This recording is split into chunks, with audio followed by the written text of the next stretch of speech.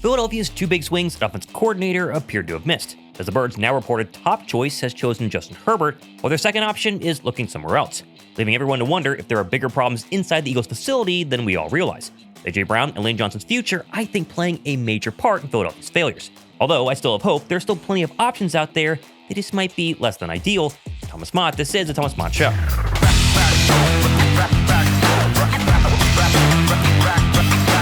Well, you haven't seen by now, Philadelphia's top candidate is officially off the board.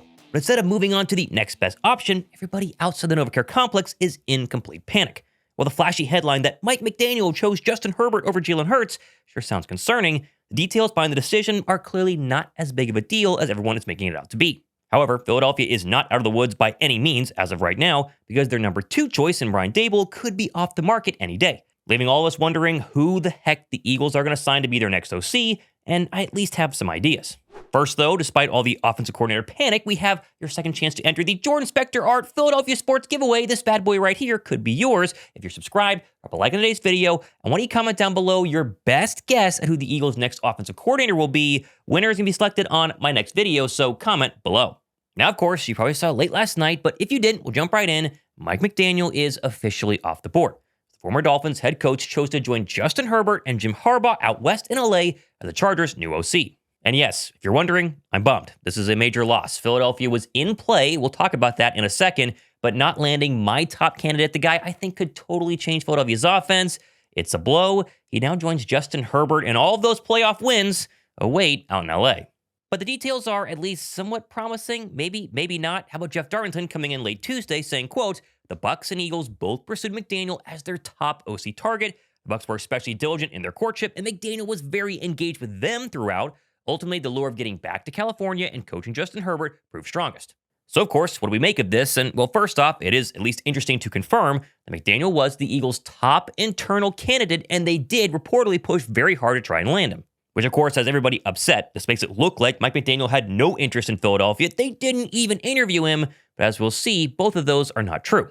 As for instance, PHLY's EJ Smith confirmed this morning Philadelphia did in fact have a lengthy virtual interview one-on-one with Mike McDaniel earlier this week, so technically he did speak with Philadelphia, but chose to go elsewhere. So at least they tried, which I guess is fine, but as you'll see, the media is going crazy right now because Philadelphia didn't get their top internal candidate. We'll talk about that in a second. I do have to say, though, not to spin this completely in the glass half full direction, I'm at least excited that Philadelphia had him as their top internal candidate. I've been saying for weeks now, we need a total change from the Nick Sirianni style of offense. We need somebody brand new to come in, shake things up, push Jalen Hurts, change things, motion, throws across the middle, everything we've been begging for. And it seems like they also want that because they were trying for Mike McDaniel. The problem today is that they failed. McDaniel chose Herbert, and the media is having a field day. And that, of course, starts with none other than WIP, who were very eager to parrot the known Eagle hater, not really, but funny to say, Diana Rossini yesterday, where she said, well, Philadelphia, it's not exactly a top landing spot. People don't want to go there.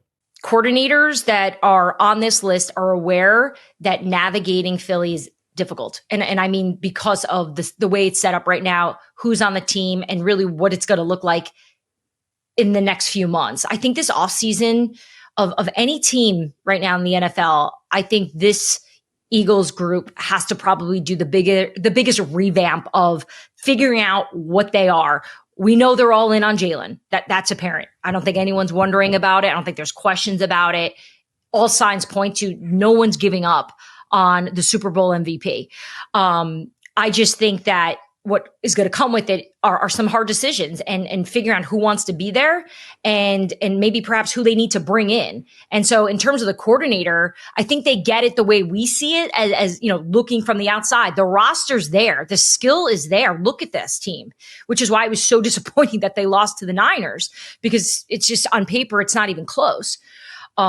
But I just don't think it's the easiest place to just step into, especially if you're a coordinator looking to have a successful few years. Also, I want to give a massive shout out to the sponsor of this video, Extra. By now, if you guys watch my channel, you guys know I love the Extra wallets because they're fantastic. We'll get into that. But I was actually thinking, what is the one brand product, the one sponsor of my show that I use every single day? And it's these bad boys right here. And it's the variety and quality that Extra provides that is literally my favorite. For example, the Card Wallet Pro right here. I bought my dad one of these bad boys. This has been my daily driver, the Card Holder Pro, but obviously it's empty because I now have their Card Holder Pro for MagSafe, and this is easily my favorite product that they have.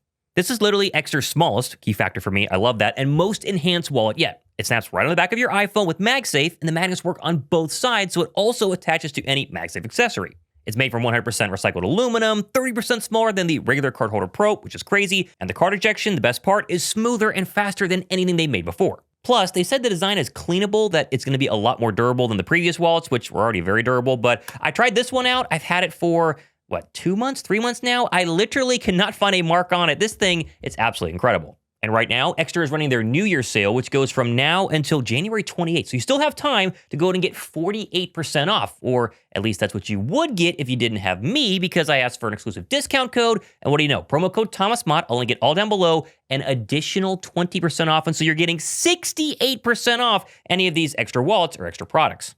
Again, it's an exclusive code just for you guys. I'll link it all down below. That's Thomas Mott is the code. Check it out. You have until the 28th to go ahead and get your discount. Get yourself an Extra wallet. I know you need a new wallet. You have some old, ugly, one you got from your wife like 30 years ago. Get a new Extra wallet. Tell them I sent you. Use my promo code down below. AKA, Jalen Hurts is a bad quarterback and nobody likes Nick Sirianni and Philadelphia's a mess and... I don't know, maybe that's true, maybe it's not. We have no idea. I see this, though, as way less as an indictment on Philadelphia's roster or Jalen Hurts in general, and more, of course, on Nick Sirianni. Plus, McDaniel has always liked more pocket-first quarterbacks. He just had Tua Tagovailoa the past 4 seasons. That guy has zero mobility. And now he goes to Justin Herbert, who, again, gives him basically a more respected version of Tua. He also is a warm weather guy. Going from Miami to LA, that is way more familiar and easy, essentially, than going from Miami to Philadelphia. And then the elephant in the room that nobody's talking about right now, what is the actual relationship currently of Mike McDaniel and his former defensive coordinator Vic Fangio, because they just parted ways with each other 2 offseasons ago. And so in my opinion, it's less about Philadelphia and more about him liking Justin Herbert a bunch. The media loves him. They think he's the golden boy who's never won anything. But sure, I can see the desire to go ahead and be Justin Herbert's offensive coordinator. But I also think that Nick Sirianni is probably part of the problem. He's a very big personality. And we have heard reports every single season that he kind of meddles with offenses, meddles with this coordinator, meddles with that coordinator. And while we don't truly know if the problems of Philadelphia are Sirianni's fault or not, I think if you're a big-time personality like Mike McDaniel, going ahead and meshing with Nick Sirianni, it's probably not that enticing. And in the end, I think LA's a big draw and Sirianni is a big push-off. But let's get one thing straight. This by no means confirms Philadelphia's a bad landing spot and nobody wants to go there. But I think it does emphasize the point that Philadelphia is one of the most polarizing sports towns in the United States. It's clearly not for everybody.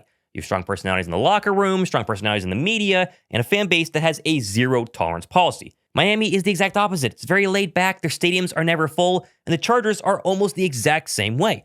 LA struggles to fill their stadium week after week after week, regardless of having Jim Harbaugh and Justin Herbert. To me, the Chargers job is just an easier option. It's a better fit for Mike McDaniel, and in the end, I can't really blame him, but I'm not going to sit back and say Philadelphia is free of blame. To me, the funniest part of all of this, though, is that the same people crying about how bad the Eagles' OC job is, the same people who refuse to acknowledge that Jalen Hurts has 2 incredible seasons where he and the Eagles themselves went all the way to a Super Bowl and won one.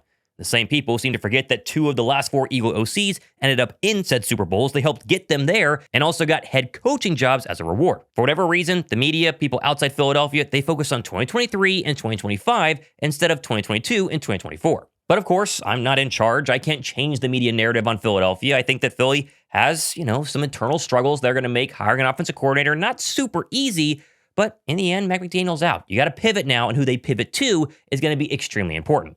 And while I'd like to tell you that Brian Daboll, he's the next top target, they're going to go ahead and get him. Well, technically, they interviewed him yesterday in Philadelphia. But of course, the big news this morning is that if Brian Daboll is not the next head coach of the Buffalo Bills, The Athletic is reporting he will then take the offensive coordinator job with the Tennessee Titans, meaning Philadelphia is going to miss out on Daboll as well. And that to me is way bigger news than Mike McDaniel choosing Justin Herbert and Jim Harbaugh, because Brian Daboll is now choosing Cam Ward, Robert Saleh, the Titans, over Philadelphia for the exact same position. And I don't know what to make of that. That to me does not sound good. The media is not going to like it. We'll see if that actually becomes true. But as it stands right now, there is a positive, though. Again, we're trying to find something good here, and that is that Joe Brady, who also is interviewing for the Bills head coaching job, if he doesn't land that, then maybe Brady becomes the Birds' top target. I wouldn't mind that at all. But of course, Philadelphia has not interviewed Joe Brady, and Joe Brady has other interviews lined up with the Ravens right now and the Browns right now for their head coaching positions. And so we're kind of at a point where it sure feels like the Eagles' top 3 candidates now are not going to end up in Philadelphia. And that means you got to go to the list I talked about a couple of days ago to potentially find the Birds' next offensive coordinator, which you're not going to like. I'm not going to like it, but it sure seems like today on a Wednesday, that's the direction we're heading. Which, to refresh, the names of other people Philadelphia has interviewed include Zach Robinson, Mike Kafka, Jim Bob Cooter, or Zach Gizzard. And as of right now, if I had to guess, or at least pick from that list, it'd be Zach Robinson or Jim Bob Cooter. I'm not too thrilled about either of them. I did a whole video on it on Monday, but again, these are the known names Philadelphia has interviewed. Of the others, not named Daboll and McDaniel or Brady, and so that's our current list as it currently stands. My hope right now is that Philadelphia is working behind the scenes on some other names that we're not the public aware of as it stands right now. Of course, normally you are going to know who Philadelphia is interviewing because the media, they always seem to kind of know what Philadelphia is doing here and doing there. And so the list I just gave you could be the actual list, which I'll be the first to say. If Jim Bob Cooter is the hire, I'm not going to be very excited. We'll have to come on here and do a show and explain why maybe they did it, maybe it'll work out. But in the end, prepare for some disappointment. It's not looking too good. There are two names I think that could save us. The first is former Ole Miss offensive coordinator Charlie Weis Jr., who there was a report saying Philadelphia would interview him as early as last week. No official news saying they have interviewed Charlie Weis Jr., but he's one of these young, up-and-coming offensive coordinators who lacks the NFL, at least pedigree or resume. That makes me a little bit concerned, but some people think he's the next Sean McVay. So he's very high risk and very high reward, but doesn't fit the mold of an established offensive coordinator, so I'm still a little hesitant. The one name that has quietly gone very much under the radar, though, is Kliff Kingsbury, who Philadelphia really had as their number 2 choice behind Kellen Moore 2 offseasons ago. He's available. Could he come back into the picture with Daboll and Mike McDaniel out? Who knows? I would keep an eye on Kliff Kingsbury the next couple of days, especially as all the other head coaching jobs eventually get filled. All this, of course, is probably not what you wanted to hear. It's not what I wanted to hear. I'm not happy doing this show because I wanted Mike McDaniel, I wanted Brian Daboll, I wanted Joe Brady, but sure appears like Philadelphia is not going to get any of their top choices, and now we have to sit back and wonder why. Is it Sirianni? Is it Jalen Hurts? Maybe, maybe not. But I think there are 2 other factors nobody's talking about that certainly could play a role. The first of which, A.J. Brown. Massive unknown. Is Philadelphia going to keep him? Will they trade him? If they do keep him, is he going to be happy? Will he like the system? What's his relationship with Nick Sirianni, Jalen Hurts? You have to wonder what the questions are in these interviews from the potential candidates when they go, what are you guys doing with A.J. Brown? I'm not sure Howie Roseman knows exactly just yet, and he might not have an answer. The same goes for Lane Johnson. He could technically retire out of the blue, and there goes Hall of Fame right tackle, and Philadelphia, arguably one of their top leaders and best players in the entire offense. That's another big question mark that everybody's forgetting about. My hope, though, in the end, is that in these interviews, Howie Roseman is sitting down and laying out the entire plan. He's going, listen, here's our plan at wide receiver. Here's our plan at right tackle. Here's where we want to go in terms of the offense, in terms of Jalen Hurts. Here's where Nick Sirianni is going to meddle and where he's not going to meddle. And he's being honest with people, but that he actually has a plan. And as an Eagle fan, I think we all have to count on Howie Roseman to do the right thing because in the past, he's proven us right more times than he's proven us wrong. Has he missed? Sure. Brian Johnson, obviously Kevin Patullo, but I think this past season, and Kevin Patullo in particular, have Philadelphia looking outside the box, and even if they can't get their top guy, they're still going to bring somebody in who is going to implement change. And right now, despite all the bad news in this coaching search, that's the best news that I can give you is that big changes are still coming, and when they make a hire, eventually, hopefully this week, maybe next week, who knows, we'll cover it here on the channel, and so be ready for that. Now, of course, plenty more stuff happening, as I mentioned, the next couple of days and weeks. It's very hard to do these videos because I could post this video, and then suddenly, an hour later, maybe Mike McDaniel changes his mind, or Brian Daboll changes his mind, or the Eagles actually hire somebody, so take it all with a grain of salt. The news is rapidly changing. I will update you guys as soon as stuff happens, but in the end, it'll be a very interesting next couple of days, maybe next couple of weeks. This could drag out longer than people realize. Thomas Mott, this has been The Thomas Mott Show.